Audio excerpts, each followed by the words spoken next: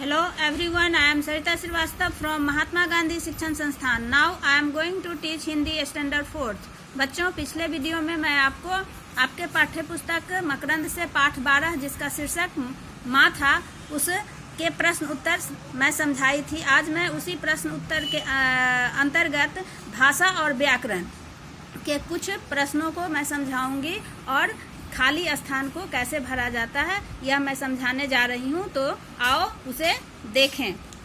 बच्चों, प्रश्न देखिए कि कह रहा है कि कविता की पंक्तियाँ पूरी कीजिए.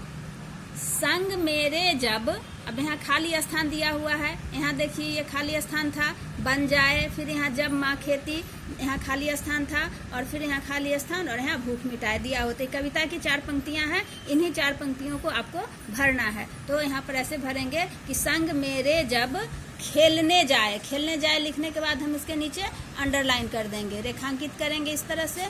तब माँ हम जोली बन जाए, तब माँ हम जोली भरे हैं यहाँ पर, तो इसको भी रेखांकित करेंगे. जब माँ खेती करने जाए तो इसको भी ऐसे रेखांकित करेंगे. फिर बन किसान हुआ, इसको भी रेखांकित कर देंगे.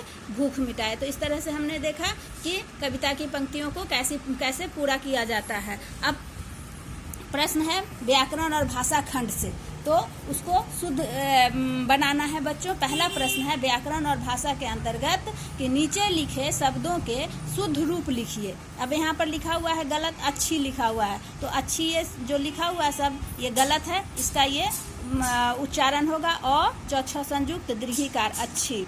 यहाँ पे पूर्ण लिखा हुआ है, तो पूर्ण में दीर्घु की मात्रा होती है, तो प दीर्घुकार पू, न पर रेफ, पूर्ण. अब यहाँ अनिवार्य लिखा हुआ है, अनिवार्य में हर्षी की मात्रा होती है, यहाँ दीर्घी की मात्रा दिया हुआ है, तो यहाँ पर हम हर्षी की मात्रा लगा के अनिवार्य लिखेंगे. खेती लिखा हुआ है, तो खेती नहीं होता है बच्चों, यहाँ पर खेती होगा. यहाँ पर संकरा लिखा हुआ है, संकरा नहीं होता होगा बच्चों, यहाँ पर सैकड़ा होगा, तो हम सैकड़ा लिख दिए. परिणाम लिखा हुआ है, परिणाम नहीं होता है, ये गलत शब्द है, तो इसको सही लिखेंगे परिणाम. फिर यहाँ पर परिश्रम देखिए, यहाँ पर परिश्रम में दीर्घी की मात्रा दी हुई है, जबकि परिश्रम में हर्षी की मात्रा होती है, तो यहाँ पर परिश्रम में लिख दिए शुद्ध करके. अब यहाँ देखिए पृथ्वी, तो यहाँ पृथ्वी में थ जो होता है वह आधा, यानी कि थ वह संयुक्त होता है, तो यहाँ पर हमने लिखा प्री थ व संयुक्त दीर्घिकार पृथ्वी. तो इस तरह से हमने इसके शुद्ध रूप लिख दिए. अब आगे दूसरा प्रश्न है व्याकरण और भाषा का कि नीचे दिए गए वाक्यों के लिंग बदल कर लिखिए. अब यहाँ क में है कि मैं पिताजी के साथ बाजार गई थी, तो यहाँ पर मैं पिताजी है, यहाँ पर पुल्लिंग है, तो इसको स्त्रीलिंग में बदल दिए कि माताजी. तो मैं माताजी, इसको रेखांकित कर दिए, माताजी के साथ बाजार गई थी.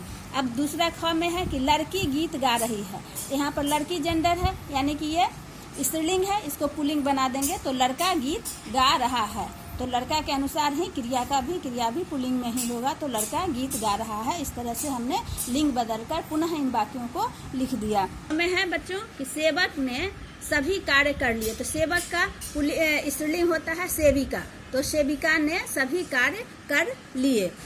अब यहाँ चूहा है, तो चूहा रोटी लेकर भाग गया, चूहा पुल्लिंग शब्द है, तो चूहा का चूहिया हो जाएगा, चूहिया रोटी लेकर भाग गई. अब है जोड़कर शब्द बनाना है.